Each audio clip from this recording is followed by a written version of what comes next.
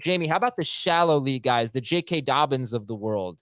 Who are the players that 10-team managers or ESPN Yahoo leagues should be looking at on waivers this week? Trevor Lawrence, if he's available, he's 84% rostered on our site, so probably a little bit more available on some other sites. At running back, Cam Akers obviously scored 3 touchdowns the last 2 games. J.K. Dobbins, like you said. Damian Harris is 67% rostered on our site, so if he's the starter for the Patriots next week, he clearly has must-start potential. At wide receiver, you're looking at Donovan Peoples-Jones coming off his big game, 83% rostered. I'm going to go back to Michael Gallup and Jacoby Myers. I know they struggled in Gallup's case, and Myers didn't play, but clearly there's a path to success for both. Drake London, 70% rostered. There's a chance for him to hopefully build off his last game and do well with Desmond Ridder. Tight end is a bunch. Gerald Everett still had a healthy amount of targets and a good matchup this week against the Titans. David Njoku, clearly big game for him, 82%. Dallas Goedert and Darren Waller, we've been saying it for weeks to stash those guys. Dawson Knox coming off a strong game, and I think he could have success against Miami. And then my favorite one is Cole Kmet, 75% rostered. I don't know why people are dropping him, but despite the tough matchup, he's going to get a lot of targets from Justin Fields. Do you trust like Drake London and Donovan Peoples-Jones this week? I said that I would start Peoples-Jones over Gabe Davis on the show and on HQ, and I think I'm going to have to walk that back. I'm just terrified of anyone facing Baltimore, basically. Except Njoku, I think he could be okay. But like those 2 guys, Peoples-Jones and Drake London, because the Saints have been really good against wide receivers lately. How do you feel about them? Yeah, I don't know if you have to worry about starting them. I mean, look, most guys that you're picking up off the waiver wire right now are not necessarily must-start guys. You're talking about 3rd receiver in 3 receiver leagues, 4th receiver if you play a flex. That's where these guys are kind of going to live for now. But if they have another good game, I mean, if Peoples-Jones has another big game, especially with Amari Cooper again dealing with the hip injury, you might go back to him in week 16, excuse me. You might go to Drake London again in week 16 if he has another good performance. So must start, no. Must add, not even that category, but someone you might want to kick off your roster. Like, who's going to help you more rest of season at this point? Deebo Samuel or Drake London? Could be Drake London. Deebo might not play. Yeah. All right. Hey, Dave, none of these guys are available in my leagues. Who are the deep league guys?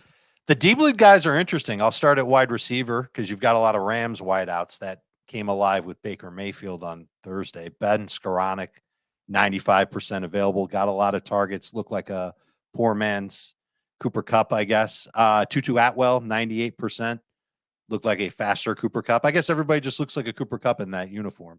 Isaiah Hodgins, Giants, 98% available. Also, big guy, physical, not a burner, who can get open, and we know that Richie James is unlikely to play this week. I don't know if you really want to trust targets in the Giants offense, but there's one who's been good the past couple of weeks. Chris Moore, we've talked about him. He's 95% available. And a guy that I'm a little particular to, but I think I'm only going to take him in the deepest of leagues, is Rashid Shaheed in New Orleans. He's been playing a lot more. He's got great speed. I wonder if there's something there for him, but it's not somebody that I'm going to recommend in your typical 12-team league, maybe only like 14, 16-team leagues, bench spot type of a guy. Chris Moore has got to be the prize of that group, right? I don't know, because what happens if Brandon Cooks and Nico Collins comes back this week? I can't imagine Brandon Cooks playing again. I can't either, but you never know. I just think that last week, and we've seen it before from Chris Moore, where like he has one big game and then he reverts back to no. I don't think that's fair. First of all, we have seen almost nothing from Chris Moore. I'm not saying he's got this great history, but we have not seen consecutive games without Nico Collins and Brandon Cooks. But in the 2 games he has played without Brandon Cooks and Nico Collins, he's been good in both of them. Now he scored a touchdown in one. He didn't have a big game, but and by the way, Nico Collins was averaging something like 8 targets per game in his last 4 games. So I think Chris Moore is going to probably get 8 targets. And if you do that against the Chiefs, I think you're going to fall into 12-ish PPR fantasy points, with potential for more. I agree with you, Adam. He's the prize of the group. And now he isn't if the other guys come back. But, look, I think you can take that kind of gamble here. You're not competing against that many teams on your waiver wire.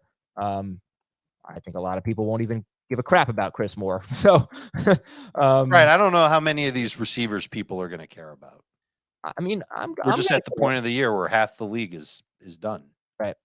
All right, let's take a break here. When we come back, we'll take a look ahead to Week 16. We'll briefly recap the Monday Night Football game, and we'll talk more about the waiver wire. I mean, if you're in a 2 QB league, you go with Mitchell Trubisky, maybe. Gosh, who's the other? Oh, Andy Dalton, maybe. I don't know, something like that. We'll discuss. We'll discuss. We'll be right back on Fantasy Football Today. All right, so you're not playing for anything this week. You got your first round bye, or you just want to get ahead of the game and stash someone for next week. I'm mostly going to focus on quarterbacks, tight ends, and DSTs. I feel like the running backs are based on injuries, and the wide receivers, the ones we tell you to pick up this week, are probably going to be the same ones for the rest of the season. But anyway, you got Mike White against the Jaguars. Daniel Jones at Minnesota. I know he's not widely available, but if you're, maybe you don't want to drop him. Daniel Jones. Tyler Huntley, if he comes back, against the Falcons, although that could be Lamar Jackson. Sam Darnold. Jackson's expected to play in Week 16. Yeah, as of now, yeah. Sam Darnold against Detroit. Brock Purdy against Washington. Kenny Pickett against the Raiders. Jordan Love, I put on here if you're in a 2 QB league. He's at the Dolphins. But I think the top two, Mike White and Daniel Jones against the Jaguars and at the Falcons, respectively, look like the best options for Week 16 on the waiver wire as of now. You could pick up Elijah Moore. Like the Jets, if you want to buy into the Jets, whether it's White or it's Elijah Moore or it's Tyler Conklin, they've got the Lions and the Jaguars in their next 2 games. So those are some of the players that you might consider for Week 16. Kate Otten has the Cardinals in Week 16. I wish that were, a better situation. Daniel Bellinger's at the Vikings. Hayden Hurst is at the Patriots. They're not very good against tight ends. Not a great list, I know.